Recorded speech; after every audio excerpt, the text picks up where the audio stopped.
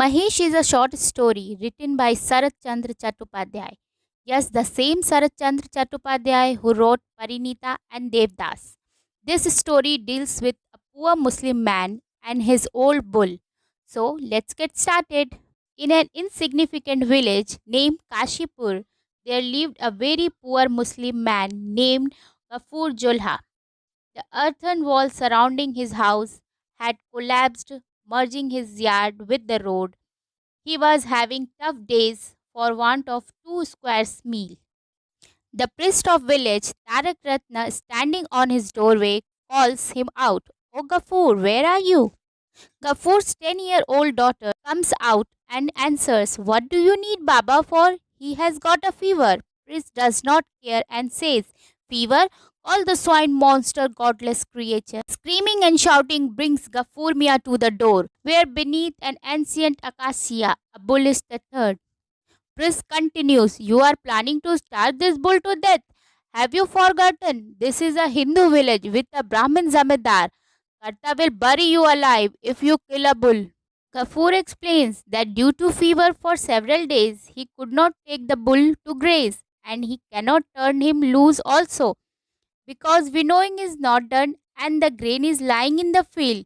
It will destroy all the grains if it is turned loose. The priest remarks, If you cannot turn him loose, then give him some straw, give him a bowl of starch and water.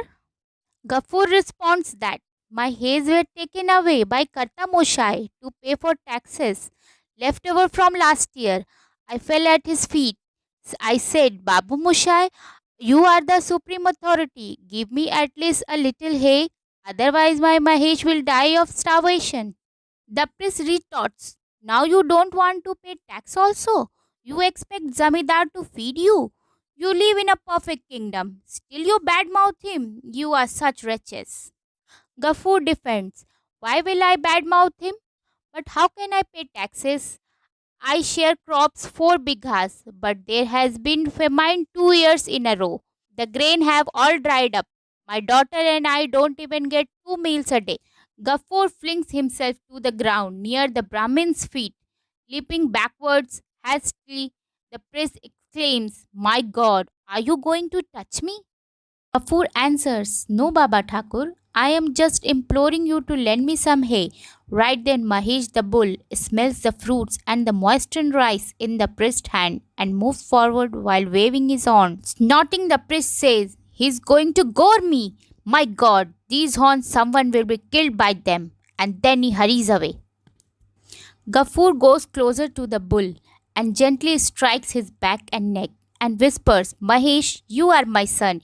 You have grown old looking after us for 8 years. I cannot even give you enough to eat, but you know how much I love you, my dear.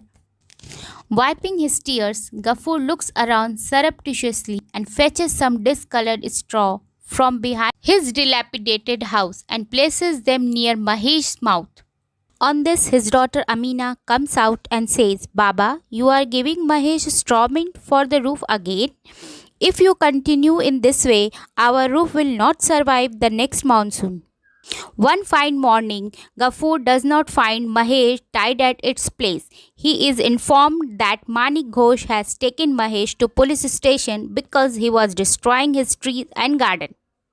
Gafur pawns his brass plate and manages to get a rupee and somehow brings back Mahesh. The bull is seen again under the same tree tethered to the same stake. The month of Joishto was drawing to a close. The sun was still harsh and severe in the sky. It seemed that flame burning constantly would not die down till they had consumed everything. On such an afternoon, Gafur returned home after working as a laborer on someone else's fields. He was hungry and thirsty and looked very weak. He calls out, Amina, is the food ready? Amina emerged slowly and stands grasping the post without an answer. Whatever paltry rice he had got working as a laborer had run out. There was not even water to drink. Amina picks up the empty pitcher and goes out in the heat to fetch water. The 2 or 3 tanks in the village were all dry. There was a little water in pond behind Shivcharan Babu's house, but it was not open to ordinary people. Being a Muslim, the young girl was not even allowed near that water. She had to wait for hours and plead for some water. She could bring home some water if someone took pity on her and poured her a little water.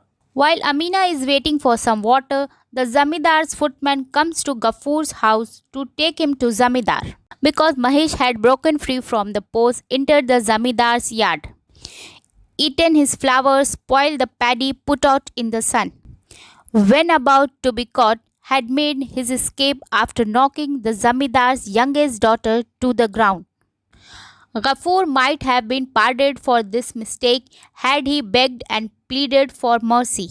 But he said he pays taxes and is no one's servant. Zamidar could not tolerate this arrogance and Ghaffur was humiliated and thrashed. Reaching home, Ghaffur was coiled up in silence. He had no awareness of hunger and thirst. He hears his daughter's stricken cry from the yards. He leaps to his feet and runs outside to find Amina lying on the ground and Mahesh lapping up the water trickling out of the shattered pitcher. Ghaffur loses his mind. He picks up a plowhead and smashes Mahesh's head with it repeatedly. The bull slumps to the ground. A few drops of blood roll down from his ears. His entire body trembles. He stretches his front and hind legs and dies. Some neighbors inform Ghaffur that he will have to sell his house as penance. That night he wakes his daughter up and says that we have to go to Fulberry. I will work there in jute mill. Despite all their trouble, her father was never willing to work at the jute mill. She had often heard him say that it was impossible to maintain one's faith there. Ghaffur says, hurry up, we have to go a long way. He leaves in a dead of night, holding his daughter's hand. He stops under the familiar tree and suddenly bursts into tears, raising his eyes to the star-studded black sky. He says, Allah, punish me if you will, but Mahesh died with a trust. Do not forgive the sins of those who did not let him eat the grass you gave or quench his thirst with the water you gave.